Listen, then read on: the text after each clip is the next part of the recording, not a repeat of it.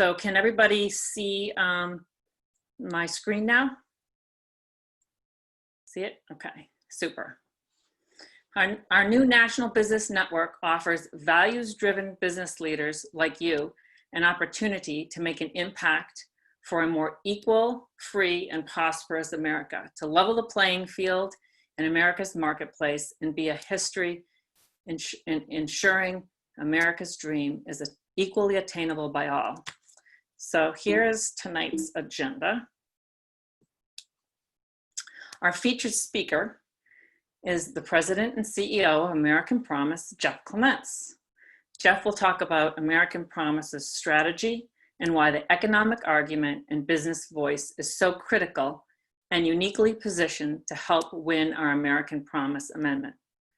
Jeff is an attorney and author, and in his 3 decades legal career in public service and private practice, he has been a partner in major Boston law firm and served as the Assistant Attorney General in Massachusetts. In 2012, he founded Whaleback Partners, which provides sustainable financing to businesses in the local agriculture economy in New England. So without further ado, it is my pleasure to introduce Jeff Clements, a true gentleman and a fearless leader of American Promise. Take it away, Jeff. I'll unmute myself there, and I hope everyone can hear me. Thank you, Susan. You know, I never liked this expression, but when I was a young lawyer in Portland, Maine, we had an event where Bill Clinton came to town around 1991, and or 90, and he was sort of an obscure Arkansas governor. And I remember him being introduced by a friend of mine, a lawyer in town named Tom Allen, who had been in college with him. And he said, and Clinton said, you know, I've made it, I sometimes call it the Clinton rule, always be introduced by someone who works with you or an old college friend who knows your secrets. So that was too generous, Susan, but thank you. And that's not what I'm going to talk about, Bill Clinton in 1990 or anything like that. I want to share with you more on our strategy. We have a mix of folks on the call intentionally. That's what this network is all about. A lot of chapter leaders. Good to see you all, and chapter people from around the country, many of whom are business people.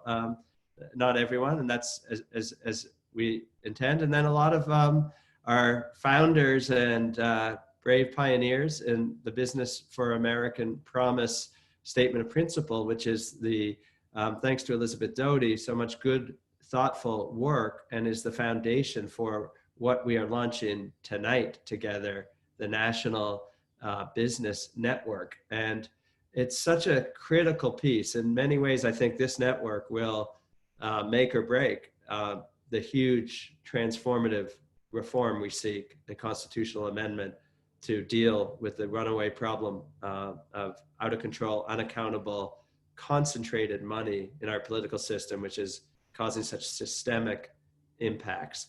So I want to share a little bit about, very little bit about why we need the amendment, but if we want to talk more, we'll have time for discussion around it. But I'll just touch on that because I want to get to the strategy where this network and these wonderful business people who are coming together to help deliver their voice, their strong voice and ideas and energies to this cause, why it's such an important part of the strategy. So very grateful to Elizabeth and Jim and Scott and Sean, who you'll hear from more in a moment, and to all of you for joining this cause. We need a constitutional amendment. That much is clear. The Supreme Court has created a mess in equating money as just free speech and opening the door for the biggest global corporations, the biggest, most concentrated in public unions that are negotiating contracts, public contracts, and anyone, including many billionaires. My friend Jim Rubin's a business person on our board, Republican from New Hampshire, recently pointed out that in the last election, 6 families, 6 people accounted for 30% of the money. in the outside spending that comes into our system now. We can't do anything about it, says the Supreme Court, because of the misinterpretation of the Constitution that says there's no problem here, political equality and anti-corruption principles and things that used to justify and well justify reasonable limits on how money is used in the political system would violate free speech. So without a constitutional amendment to fix that, we can't fix it. That's why this is so important. Going forward, it is the foundation for the kind of vision I think that we share of a political system where there's plenty of money for campaigns and for information to flow and all kinds of things, but it's coming in small amounts from lots and lots and lots of people.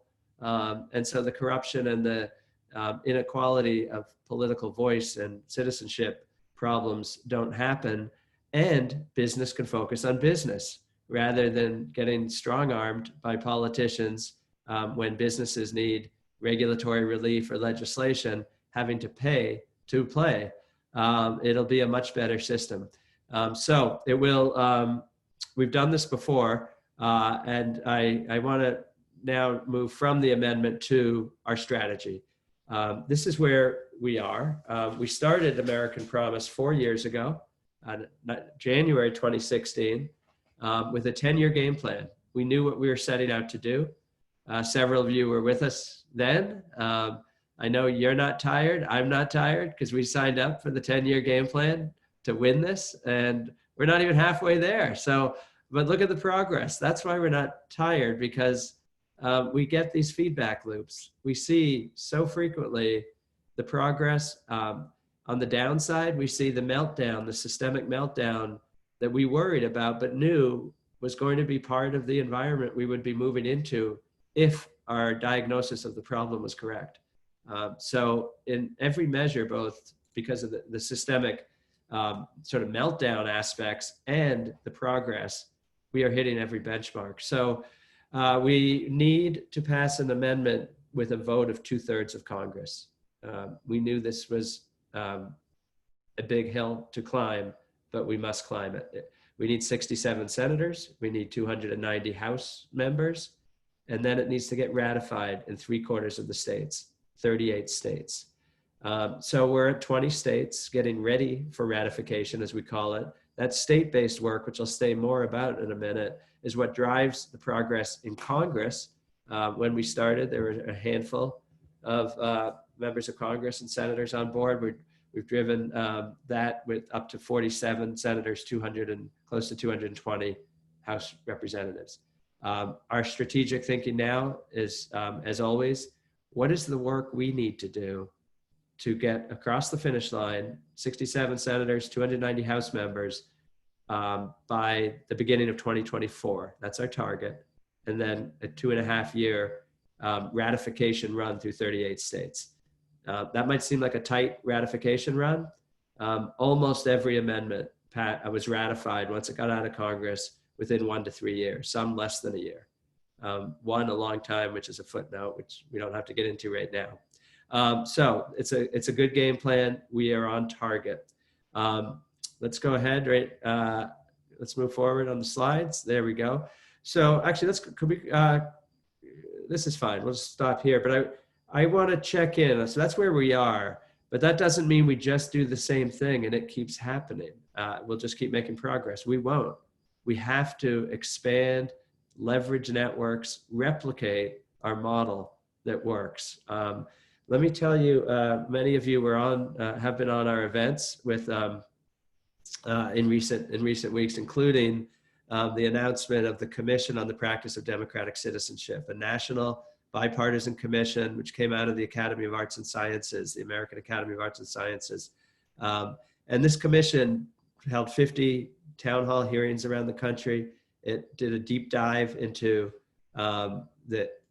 with experts into the problem that we face in this country and the key solutions which we must as a country get behind and implement by July 4th, 2026 to save American democracy and do what they call a fourth founding of the nation. following previous foundings like the post-Civil War and the Civil Rights Movement. That commission just released its report, found an urgent threat to the future of American democracy, found most millennials do not believe in democracy. My friend Jim Rubens, who I mentioned, reminds me most millennials do not believe in the free enterprise system now. That both democracy, free enterprise, and other things that we might have assumed were shared assumptions about what we wanted to make sure was working are now under threat. And you can see why. If you're a millennial or if you're a Generation Z, they have not seen a very functioning system in recent years. So this commission released, well, that's the bad news. The good news is we have solutions that can be achieved and executed and implemented in the next 5 years, 6 years. Their set of recommendations we were gratified to find includes this constitutional amendment with American Promise designated as a champion to implement this recommendation. There are other very good recommendations. Maybe we'll get the link to the report in the chat. If you don't have it, the Commission on the Practice of Democratic Citizenship will certainly get that to you. Ranked choice voting, a renewal of civics and civic cohesion, many other reforms. But ours, not too many, 6 categories, 30 specific reforms, but including ours. So that's a challenge to us because we accepted the challenge. We said we know how to do that. That's why we were chosen as a champion on this, and why they found this was the only constitutional amendment they found ready to go and needed to get done now. And let's go back one more slide if you would. And you're trying to hurry me up and I'll speed up. There we go. And so we need to do it, but we need to scale. You folks in the business world know about that. You get it right. You replicate, you expand, and you meet the demand that is needed. And our demand that is needed is more of what we do in more key states and leveraging networks, which I'll say more about. These are some of the key states. These aren't just picked at random. They're not picked because they're easy. They're picked and they're focused, and it doesn't mean the other ones aren't important. We will be national and everywhere, but these key states are where we have to be because that's where we're going to get those votes in Congress and those 38 states ratified. Okay, we'll move quickly now so we can then open it up to questions. Go to the next slide if you would. How do we get a state? Well, one thing we learned is you can't just go pick up wins in the State House or even a ballot initiative or another resolution. We have to do authentic, genuine, networked building out of this work in each state to create the conditions that make it impossible practically for an elected official of either party to stand against what almost every American wants done. That's our strategy, build those conditions. That means we don't have to do everything. We have to support the people in the states, our chapters, our networks that I'll say more about in the next slide, so that they are empowered, united, inspired, and clear on the strategy so that the work is highly leveraged. Our chapters and our networks. Let me say, I've mentioned both of them several times. Let me say what I mean by that.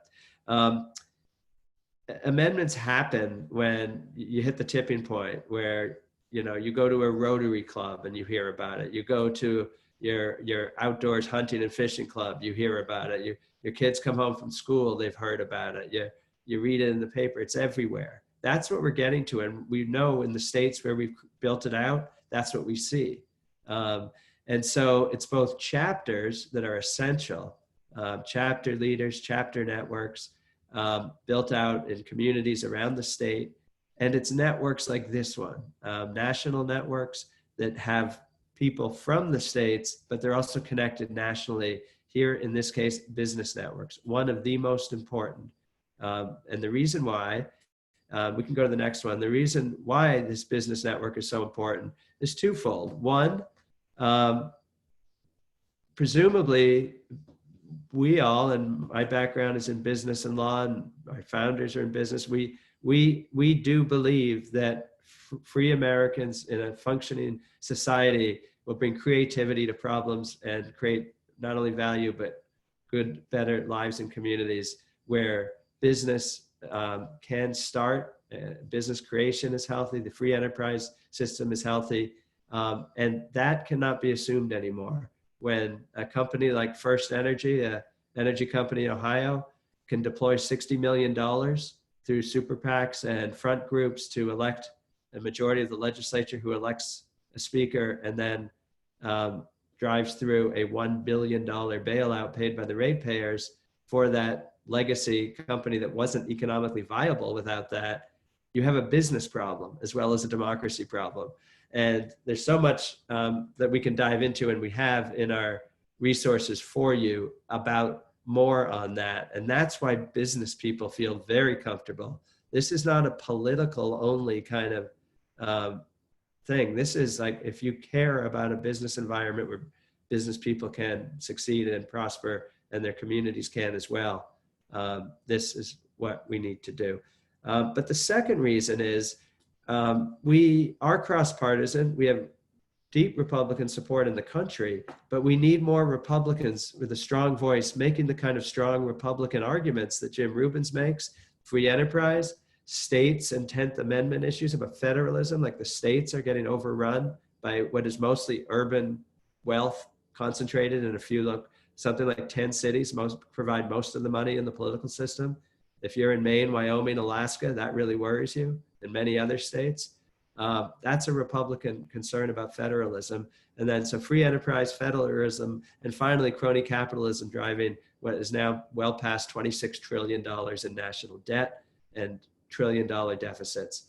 Those are Republican concerns. That's why we're getting Republican voices. And nobody can be more effective at encouraging our Republican elected officials and candidates to feel very comfortable pushing hard for this amendment than business people. So when we build and then leverage those networks in the states and ultimately in Congress, we will get to 67 votes in the Senate and 290 in the House, and we will have ratification in the states because we have wisely built the strategy around the cross-partisan necessity to get 75% support and the existing 75% support we have. We just can't divide against ourselves, and we will get this done.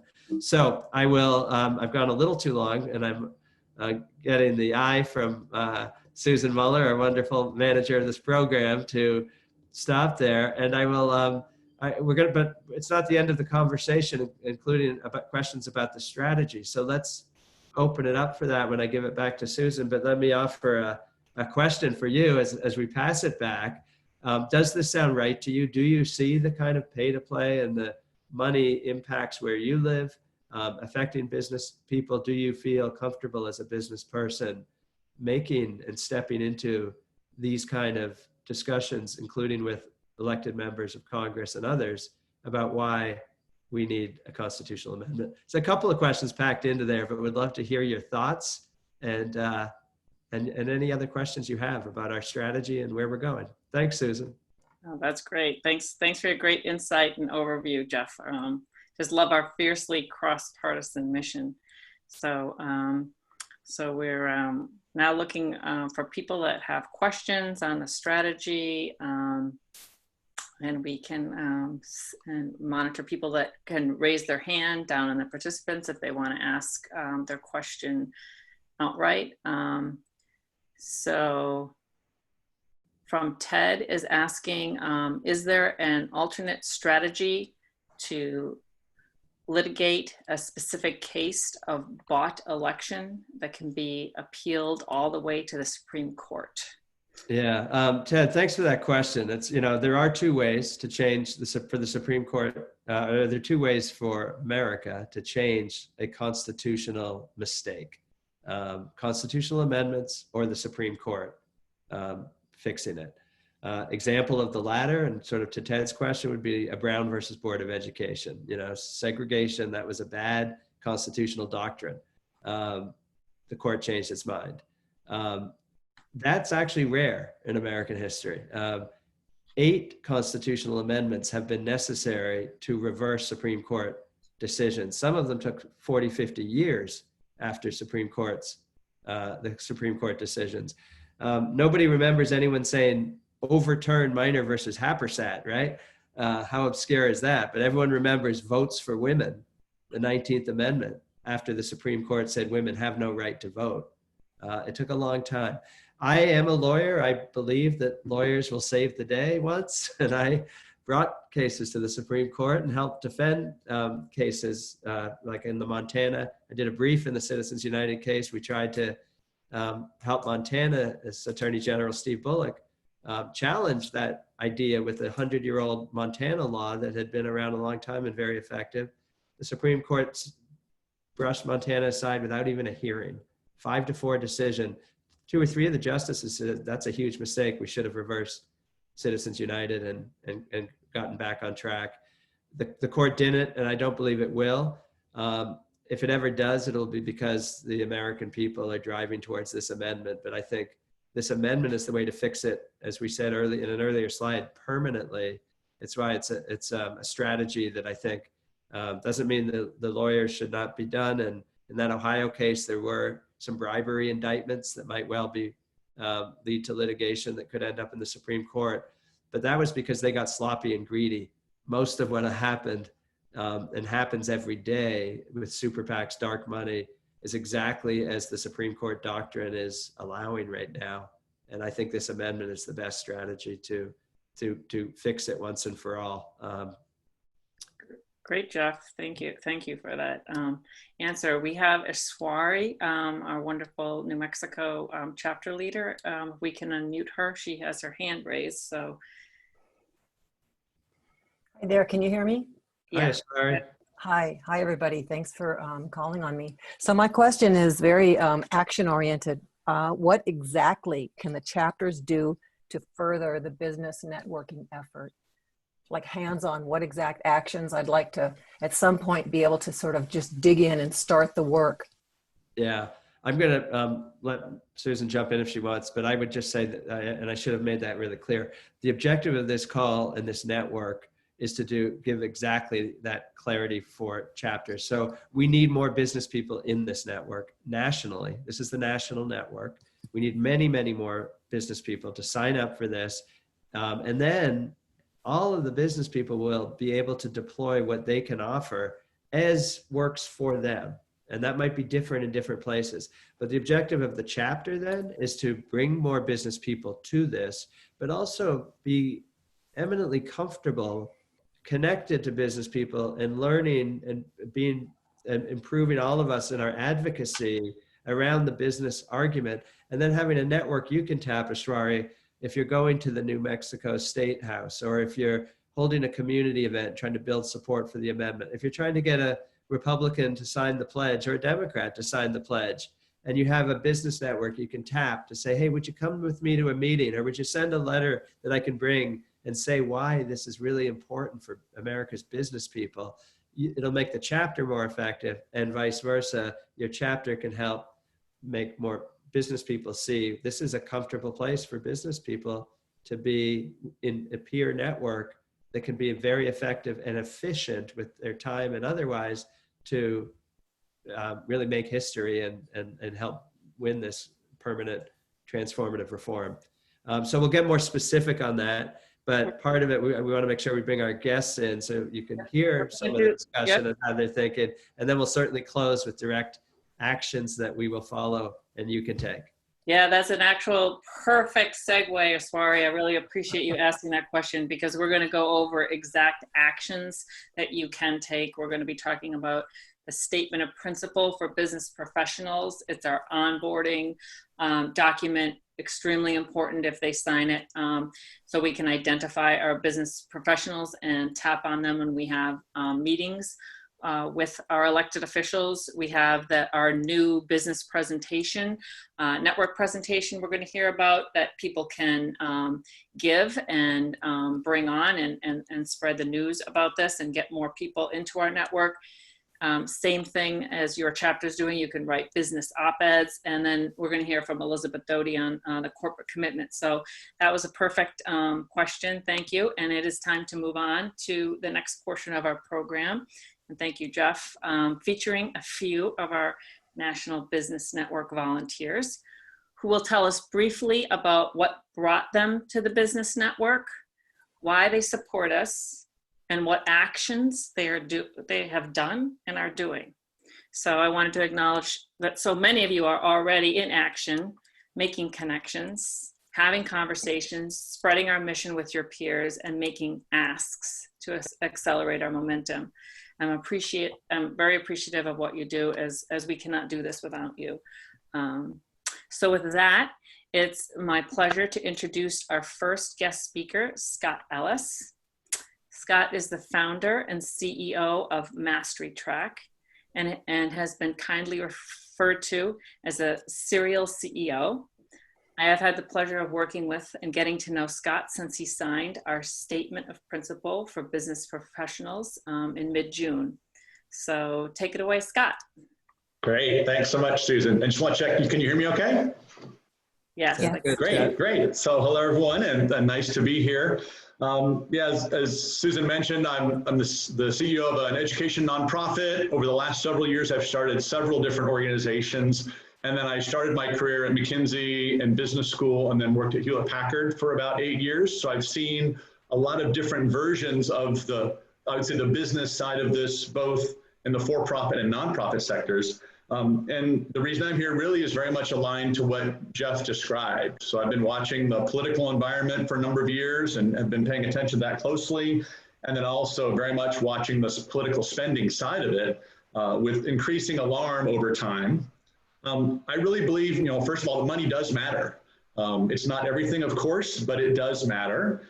And I also believe that these people who are spending money in the political system are smart and they know what they're doing. As someone who has been both in the private sector and in the philanthropic sector, I don't think they're doing this to be philanthropic. I think they're doing it because they get a good return on investment. And so, I really do believe that the massive concentrated spending undermines the democratic process and also undermines the capitalist side of things. And for me, it really comes down to one concept, which is fair process. Like, I really believe in fair process. So in a democracy, I think everyone should vote. Everyone should be well informed, and then we all see what the results are, and that's what determines what happens. And that's, in my view, how democracy should work. And similarly, fair process in competition in business. This is how free markets work, but it really is about enabling companies to compete effectively in serving customers and delivering value. And so my main goal in this work is to help ensure a fair process in our democracy and in our economy. And then the reason I signed is I think it's important for us to stand up. Now is the time. When we look at where the country is, the current status of our democracy, and also the economy, even before COVID came along, I think it is a critical moment, and I think it's important for leaders to stand up, both as citizens and also representing organizations, to talk about why this is important.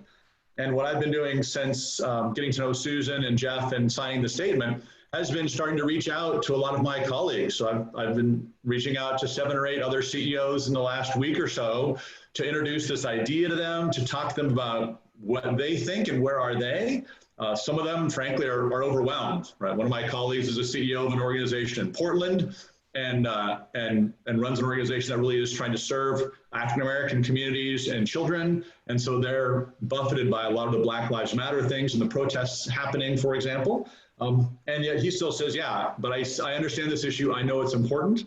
I had another CEO I talked to who's really focused on education work and said, well, I would be more interested if it was directly linked to my company. And then in the next 3 days, she's been sending me all these articles she's seeing about money in politics. And so it's interesting to see someone who said, well, I just don't have time for this right now, is now pinging me and sharing with me things that she's seeing. And I've had some very thoughtful responses from some of my colleagues who are somewhat skeptical. One of them, I think, told me today some interesting stuff where he said, look, I'm just a little nervous because I've been an advocate for things like term limits in the past. But as someone who's starting to work now with folks doing policy work, I'm finding that there were some unintended consequences of term limits where there aren't people in the legislature now who know what I'm talking about when I was there 10 years ago working on something. And so these conversations are happening. They're not conversations I've had with colleagues before, but I'm just starting my outreach process. But I do think that we as business leaders and organization leaders have a different kind of voice, both to help push this work forward and also to reach out to our colleagues. And so that's why I'm here. Fabulous. Thank you. Thank you, Scott. Appreciate that. So many of you on this call are already members, but some of you are probably asking, how do I become a member? And you can do this by signing our statement of principle for business professionals and include a personal statement, and you will automatically be a business network member. So I've put that link in the chat, and I'll also send that in a follow-up email tomorrow. So thanks a lot for your inspiration, Scott. Appreciate it. Next, it is my pleasure to introduce to you Jim Bowyer, who came to the Business Network via our Minnesota chapter leader, Vicki Barnes. Jim is a professor emeritus in the Department of Bioproducts and Biosystems Engineering at the University of Minnesota. Jim is an environmental consultant and an author and a professional speaker on Marketplace eSpeakers. Before I give the floor to Jim, I am going to give credit where credit is due to our New Jersey chapter members, Joan DeVore and Susan De La Rosa, who were integral in creating the Business Network presentation that Jim took and took it one step further. So we're very pleased, Jim, that you are here with us today to tell us about your journey to American Promise, your actions, and your Business Network plans. Oh, thanks, Susan. I'm going to start kind of a long time ago. Way back in 1969, I came out of the Navy and we moved to Minnesota to take a job here. And after a very short time in that community, our family had always talked politics around the dinner table and so on, and so I was interested in it. And I got pretty deeply involved in politics, became Senate District Chairman here, seriously involved in a campaign for state legislature. I wasn't running, but I was helping on that. But doing a lot of door-to-door fundraising. And back then, that would be 50 years ago, it actually made a difference. I raised several $1,000s going door to door and got recognized for it. It was a big deal. Today, I don't think that would be a big deal at all. So anyway, I flash forward, the kids got busy with things. I got busy in building a career and so on, and really hadn't been involved in politics at all, except for writing editorials and op-eds and things periodically. I'm one of those serial letter writer people. And I went to a presentation about 2.5 years ago, which was sponsored by the Minnesota Citizens for Clean Elections here in Minnesota. And the topic was the topic that Jeff has introduced tonight and has spearheaded through this American Promise organization. And I listened to that presentation and I almost came out of my seat. I had been aware of the money in politics problem a little bit, but when I saw the statistics and so on, I was just floored. And I could see right away this is an issue that needed attention and it needed citizen involvement. And so after that, I looked around to see what was the best way to be effectively involved. And I soon found American Promise and Vicki Barnes and so on. The way I got involved was the previous community. I've lived in my present home for about 5 years, but previous to that for 19. And where I live now is right next door to where I used to live almost. So I went back to that community and I had a lot of friends there and I formed a committee and I got them together and I created my own little PowerPoint presentation and talked about this, convinced them that this was all something that needed to be done. We approached the city council. We had 2 meetings with them, 3 meetings with the mayor. Ultimately, we didn't succeed. I haven't given up on them yet. But anyway, the next thing we did, the community where I live now is viewed as a very conservative community, one of the most in the Twin Cities metropolitan area. And so I was told at the outset that it would be pretty much impossible to get any kind of resolution through this council, which actually made it more interesting to try. So anyway, met with the mayor informally. He said, he was non-committal, said, sure, why not, we're willing to listen to what you have to say. Got 3 minutes before the council. That was enough to get us onto a full city council meeting. About 2 months later, everything was going well, I thought. And then 8 days before that meeting, we got a little message from the city manager and said, by the way, we want you to come to that meeting with petitions, signed petition. Well, it was 8 days. This is a community, you cannot go door to door. It's against the law. What are you going to do? And so I only got like 18 people that sent a few emails. And basically that next meeting that we were signed up for, we got thrown out of the meeting. They refused to hear us at all after sitting through an hour and a half of a meeting, and very upset. But before we left, I asked the mayor, well, what would it take? How many signatures would you need before you would take this seriously? And he said, well, 100.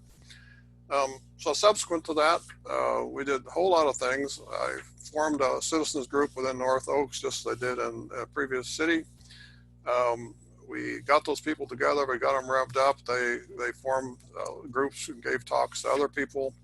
We got to know the newspaper editor. We printed up a couple thousand brochures. We put our petition forms. We distributed them via email, via mailboxes in the committee, the paper slots below the mailboxes. And we got the newspaper editor, the guy who owns the paper is very conservative. People say you'll never get him to do anything. In the end, they printed 8 editorials on this issue, and they also printed the petition form. Anyway, make a long story short, the whole process took 8 months. We got into the next city council meeting. We packed the chamber completely, every chair filled with supporters.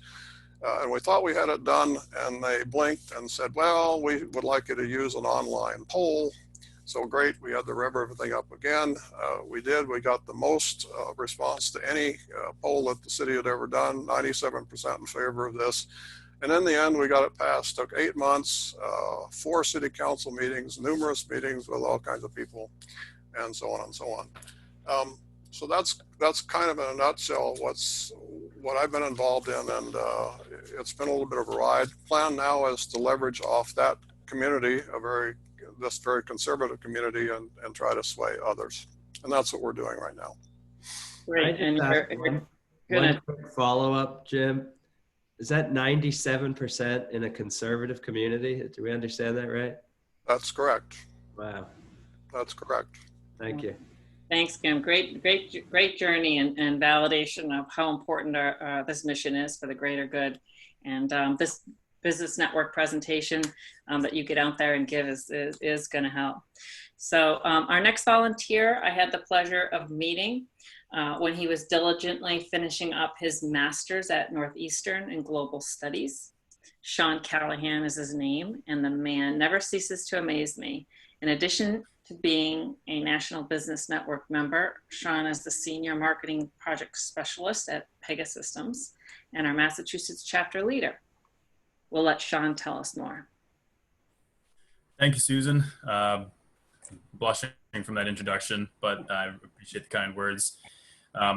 Yeah, so I actually first became aware of American Promise following a Massachusetts ballot initiative in 2018, which called for a citizens commission to advocate for an amendment limiting money in politics.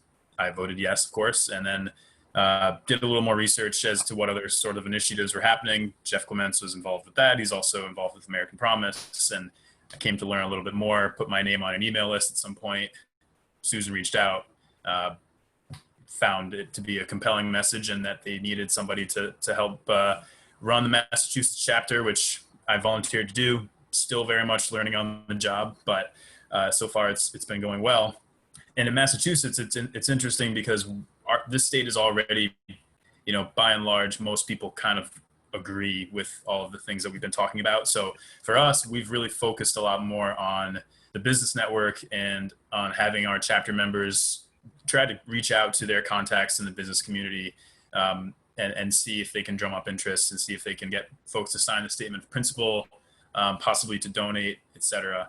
I think meetings like this and other sort of national calls are going to be another touch point for folks who are interested in learning more and want to hear more from more American Promise members to potentially join, and I think that this is great.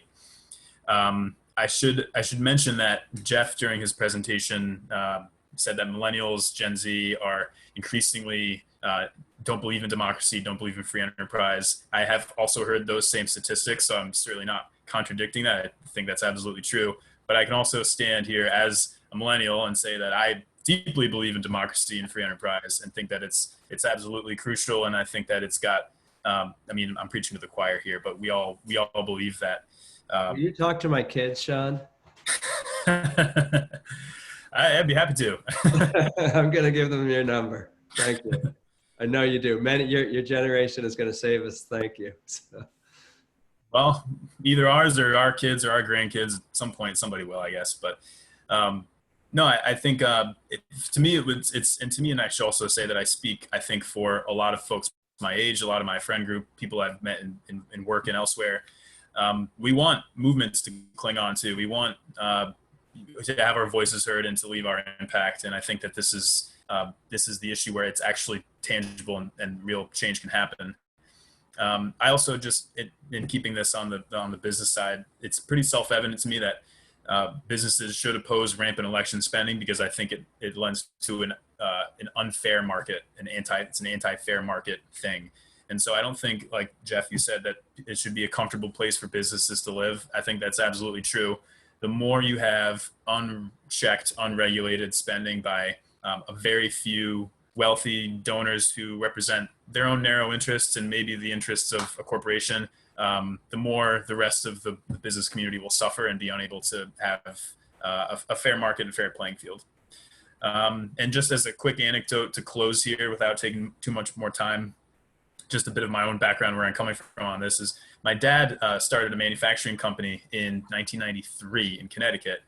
And it's still going strong. It's a small company, and he's a very conservative man, and he's very much like an independent thinker, doesn't want, governments and regulations to tell him what to do. And you can apply that same logic to unchecked spending, which I think acts as a similar kind of governor on a lot of business ambitions who get trampled by huge corporations and wealthy donors who can advocate for their interests with money rather than just their voice and their vote.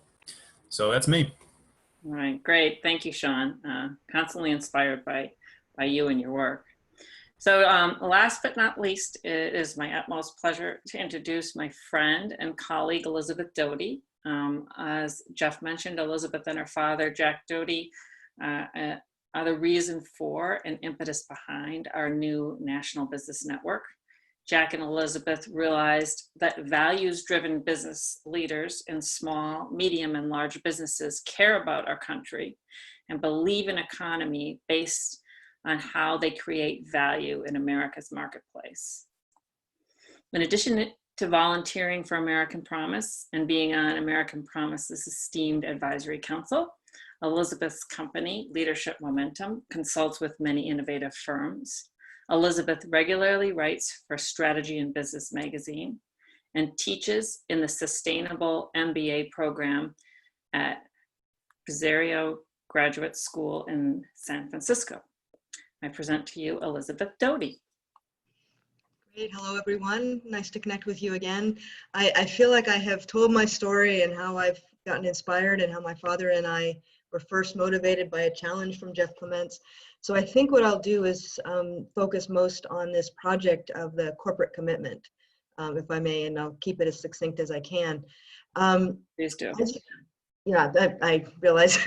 As you have been hearing, when business weighs in, and I love what you just said, Sean, this is a native conservative issue as much as it is an aggressive and independent issue. Cronyism is something that Barry Goldwater and Milton Friedman were concerned about. That when people hear from business, it becomes very difficult for elected officials to ignore the Americans that support this. And what we have had so far, it's really been impactful, is the statement of principle from individual businesses. The corporate commitment is our first attempt to try and speak to businesses as businesses in a very delicate dance based on two trends. The first is companies are under increasing pressure for anything that smacks of cronyism. You've all heard some of the ones you just mentioned, Jeff, also the Payroll Protection Act and Shake Shack and Ruth's Chris Steakhouse taking advantage of the business support during COVID. Another one is a recent study in the New York Times. If any of you get a chance to go to the Center for Political Accountability's website and see their explosive report, they traced the spending at the state level over the past 10 years, I think, and 48% of it came from, in 527 committees, political action committees of various types, 48% came from public corporations. This fundamentally shifted the state legislatures in countless states. So this is getting more scrutiny. Companies are being held more accountable for how they contribute to the political environment. And then secondly, another trend is individuals in companies, you may know them, you are them yourselves, but others in positions of responsibility are seriously concerned about major societal issues like climate, like deficits, like racial equity, like economic mobility. And they're not yet familiar, they're not connecting the dots with the political spending aspects of those intractable problems and blocking solutions on those. So the corporate commitment was a result of a group of volunteers. We formed a working group. We drafted some statements. We've been having conversations with people. David and John, I see you on the call here. Thank you for your feedback on it. And we've been talking with about 15 to 20 individuals who may be members of companies that could sign this. We're actually looking for just 2 or 3 companies to go on record as saying that business depends on well-functioning government, that business should respect democratic processes, and when these are distorted, business has a responsibility to go on record in favor of reforms, and at a minimum, not to oppose important reforms like the amendment. Where we're headed now, we've been getting lots of feedback. We're in the process of simplifying. We need to connect this to the agendas that these companies are concerned about. It's very different for each company. And we need to make sure that there's processes for them to get informed, because often we're hitting them between the eyes with something that hasn't been on their radar. The next step, we've spoken at Future 500. If any of you know about Bill Shireman's work, we're heading into a talk with sustainable brands. I've been working with Rick Alexander at the Shareholder Commons, who brings a similar statement for shareholders. And we're refining the draft and beginning to engage partner companies to review the final wording and refine it and get our initial signers if we can. We could use help in 3 areas: preparing and delivering presentations on this to help companies, people who are comfortable speaking to CEOs and senior managers about this, developing our strategies for specific companies, and helping us gain access to the individuals on our lists. We have a handful of about 20 people we think might be aligned. That's it. That's great. That's great. Thank you. Please reach out to me if you have an interest and would like to. Yeah, well, we're going to actually give you a chance because now it's time to get to specific actions and next steps. So I know many of you have been working on projects, and others like Ashwari have been wondering, how can I get involved? So we're going to do a poll, and we're using Zoom poll for the first time to ask you what you might be interested in taking action in. So this poll is multiple choice, and I am going to try to send this all out to you. I'm not sure whether or not that came through, if you can see it on my end. Thumbs up. Yeah. This is not really a free form thing. It has, so if you have additional ideas in the end, you can put them in chat or you can email me. But these questions, it's a multiple choice. So you can pick as many or as few as you think you might be interested in. So I can You have to scroll down to see them all. Yeah, there's 10 of them. There's 10 of them. So, you know, you don't have to just pick one. You can pick as many as you want. And then they're all going to come back to me, or they're all going to come back anonymously. So no one will know what you picked, but we'll see sort of what people are thinking is most interest, whether it's signing the statement of principle that you haven't, that you want to help get others to sign it so we can use the business voice, meeting with elected officials and showing the support of the business community, whether you are interested in the new business network presentation. It's a great presentation that's packaged with wording that is suggested speaker wording. It's in a nice bundle that you can either be trained on, listen to, or help us get into groups that you may know that we can present to. It does talk about the statement of principle in there and our goals. You saw some of the slides from Jeff's start. You might want to write. We have a writers group. If you're interested in that from the business perspective, we can always use writers. or you might want to join the corporate commitment that Elizabeth was just talking about, or you might want to link with a chapter in your state, or you actually might want to meet with elected officials. So there's quite a few choices. I want to make sure that people are clicking, and you also may have special skills that you can offer, like video production, and maybe those should go in chat or email. that would be great. I was Susan on the call here, who has been so generous with that. Yeah, I was talking to Susan Farrell today, and she has offered her services to help us do a training video. And we're thinking of doing a training video on asking others to sign the statement of principles. So I said to her, yep, we're going to take you up on that. And I'm going to be talking to her tomorrow or Monday. We're setting up a time. So yes, any services, additional actions that you think you would like to do, that would be great.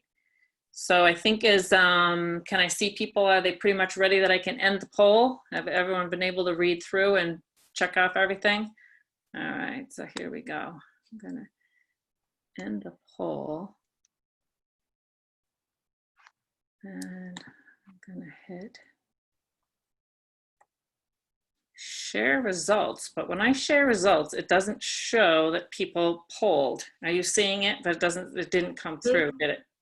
We see it. Oh, you see it? Okay, mine says these are the results, and I don't see the results on my end, which is interesting. But Elizabeth, can you see what people voted for more? Yeah, so I think the highest score was 43%. There are several at that. Hearing the business network presentation, which is great.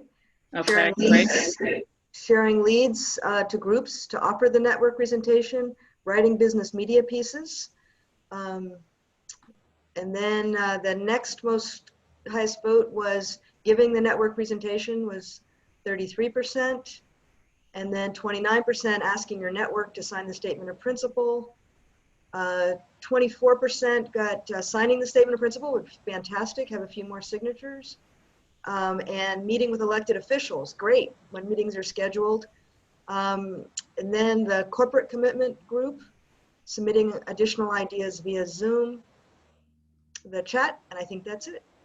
Okay, that sounds super. So we'll, in our follow-up email tomorrow, I'll make sure that we send some of these links and can get you guys involved in what you're interested. So we're interested in that, and we'd like to, we have a little bit of time here. Just about 2 minutes, if anybody wants to raise their hand and talk about what sort of actions come to mind for you, what you are excited about, tell us why you selected the answers, or have any announcements or projects you'd like to share. It's time to hear from you. If there's anyone else that wants to contribute, just raise your hand, or you can post in the chat. Well, people are raising their hand. Susan, can I just give one quick illustration of how important this is and the possibility? There are 19,000 cities and towns in America, 50 states, 435 congressional districts. This kind of network, we can, one very specific example, Judy Nagel, Howard Hauser, Green Bay. We needed business people to join us in a meeting and advocacy with Mike Gallagher, young Republican, reform-minded, congressman from Green Bay. They got the meeting, they made the case, and I suspect he will be the next Republican to sign on to the amendment in Congress. So this really does work, and it's a tested model. So I'll stop there because that's fabulous. That was just from signing a statement of principle, and then that helps. So it looks like Jim B had his hand raised. Yeah, it just, when you look at a political map and how people vote, there's that big sea of red and blue and so on. And it seems like we really do need to concentrate on the rural areas. I know here in Minnesota, at least as far as I'm aware, most of the activity is taking place in the metropolitan area of Minneapolis and St. Paul. And I suspect, but don't know, that might be the case across the country. And somehow we really need to get out there into the smaller communities, I think, maybe more than we are. Quite right, Jim. Thanks. All right, well, we're wrapping things up. I'm not sure we can grab Jim B. We're getting to 9 o'clock here and we don't want to run over. So I'll make sure that we're in contact with you and get in touch. I really appreciate you being here and being on or listening to this call. And I'm thrilled to see all of our momentum. And I'm confident together that we can limit out of control special interest money so businesses compete based on the value they create in America's marketplace. Together we'll win. Unmute everybody, or you can unmute yourselves now, and we can say goodbye and say thank you to everyone. So there'll be lots more coming. So Thanks, everyone. Thanks, everybody. Take care. Thank you. thank you. Bye now. Thank you. Bye all. Thank you all. Thanks for Bye-bye. coming. Thanks for being here. Great seeing you all. Wonderful. Thank you. Thank you. Thanks, Ashwari. Thank you. Thank you.